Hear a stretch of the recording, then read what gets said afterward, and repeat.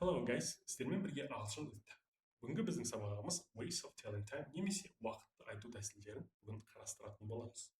Ал сабағымызды бастамастан бұрын сіздерден сұрағымыз лайк басып, комментарий қалдырып, және де осы біздің видеоларымыз ұнап жатса, достарыңызбен, туыстарыңызбен бөліссеңіздер, ол үлкен бізге бір мотивация болып табылады.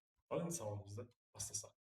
Бірінші ол мына суретте көрсетілгендей цифрлық немесе сандық осындай сағаттарды қалай айту. Соны қарастырсақ. Суреті тұр мына жерде. Осындай санды көрсетіп тұратын сағаттарды айтсақ. Бірінші ол қазақ тіліндегідей бірінші біз солдан left to right, солдан оңға қарай оқимыз. Ол бірінші солда сағат, сосын барып минуты оқылады. Бірақ бұл жерде бір ескерілетін үлкен бір зат, ол мысалы zero деген сөз. Ол қай кезде болған деген кезде, мысалы егер біз мына минут кезінде бізде мына алдынан бір немесе 9 осы 0 болып көрсететін болған кезде біз оны zero деп айтпаймыз, оның орнына біз o деген осы оқылатындай ағылшыншада. Солай біз o-ды қолданамыз. Осыны ескеру керек болады айтылған кезде. Ал енді мысалдар қарастырсақ. Бірінші 6:10. Осы сағатқа айтамыз 6:10. Бұл 6 сағат 10 минуты. Екінші мысал 2:05. 2:05. Жаңа айтқандай 0 емес, o болды. 2-ден 0:05 немесе 2-ден 5 кетті. 11:45. 11:45. Тура 11 ол сағат, 45 минут көрсеткіші. Ал бұл жерде егер мысалы біз 24 сағатты көрсетіп, мысалы 6-ның орнына біз 18-ді қойсақ, 2-ның орнына 14 қойсақ, 11-дің орнына 23 қоятын болсақ, бұл жерде бәрібір де солай оқылады, ондай да бір айырмашылығы жоқ. Тура мысалы 6-ның орнына 18 жасақ, 18:10 болады. 6:10, 2:14:10, 0:05, 14:05 болады. Яғни ондай да бір айырмашылығы болмайды.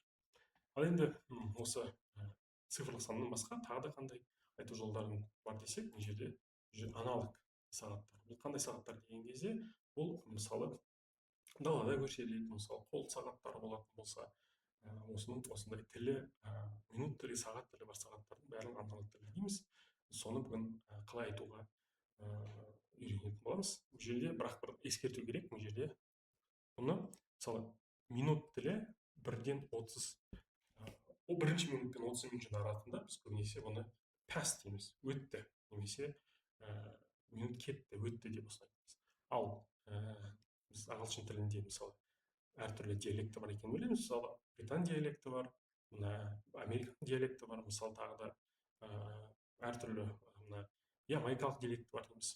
Сол жерде кейбір кезде әртүрлі қолданады, бірақ америкалық диалекті жерде айтып отырғандай бұл past емес, past-тің орнына, кетті дегеннің орнына біз after қолданамыз, кейін бұл сөзді қолданамыз. Енді бұл жердегі қандай мысалы ереже деген кезде бірінші ол минутты айтамыз, сосын past сөзін қолданып, немесе after, америкалық ағылшынша, сосын қазіргі уақытты осылай айтамыз, қазіргі сағат уақытын айтамыз.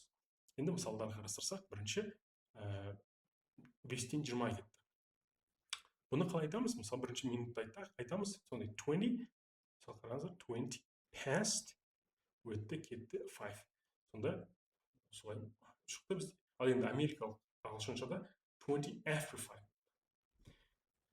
Ал енді егер 31-ші минут болып кететін болса, бұл жерде past емес, басқа сөзді қолданамыз, оны келесі слайдта айтамыз. Жерде мысалы 5 минут, 9-дан 5 минут деген кезде қалай болды? 5 past 9. Яғни америкалық ағылшыншада ол 5 after 9. Осылай болды бізде. 30-ші минут, бірінші минуттан 30 минут шықты. Ал егер 31-ші минуттан асып кетсе, қалай болады деген кезде, оны келесі слайдта айтатын боламыз. Келесі. Ол бұл жерде бір қызығы, мына жерде 31-ден 59-ға минутшына дейін біз to-ды қолданамыз. Соңға дейін қалды деген сөз бұл жерде. Сол уақытқа. Мына remaining minutes деген сөз, қанша минут қалды. Сосын келесі уақыт, келесі сағат уақытын айтамыз. Мысалы 8:50. Мысалы қазақшада мұны қалай айта аламыз? 9-ға 10 минут қалды деп айтамыз, жерде көрсетілгендей. 10 минут қалғаннан кейін біз бұны қанша қалғанын айтамыз бірінші, жерде 10 минут қалды, сонда 10 to 9, яғни 9-ға 10 минут қалды, жаңа айтылғандай. Енді тағы да бастырсақ, 1:40 қалай айтамыз? 2-ге 20 минут қалды. Сонда біз оны 20 to 22 to, яғни 2-ге 20 минут қалды деген мағынаны білдіреді.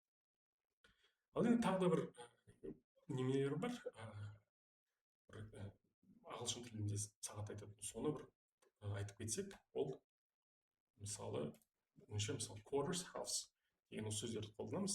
Алдыңғы сабақтарымыз естеріңізге түсіре кетсек, алдыңғы сабақтарда бұны айтып кеткенбіз.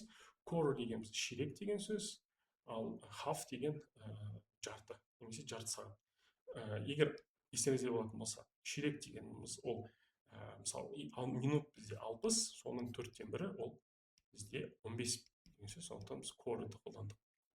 Енді мына мысалдарға қарастырсақ, мысалы 4/15 кетті. Мысалы quarter past 4, яғни бір ширек 4-тен кетті деген сөз. Соны 4-тен 15 минут кетті. Біз енді ширек деп айтпаймыз, бірақ quarter деп, ағылшында quarter деп айтады, ал немеде қазақ тілінде 15 минут деп түсінеміз. Ал енді to деген сөз, егер естеріңізде болатын болса, to дегеніміз сол қалды. Мысалы мына жерде 6:45, ол не деген сөз?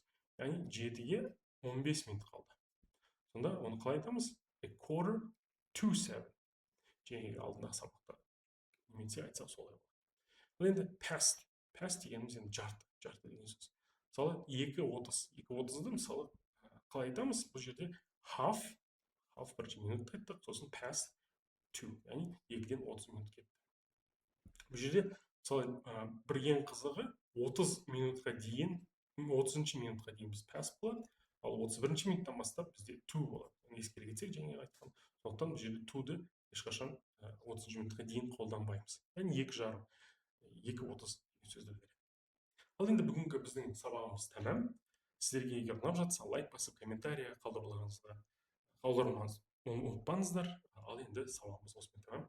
Келесі кездескенше сау болыңыздар.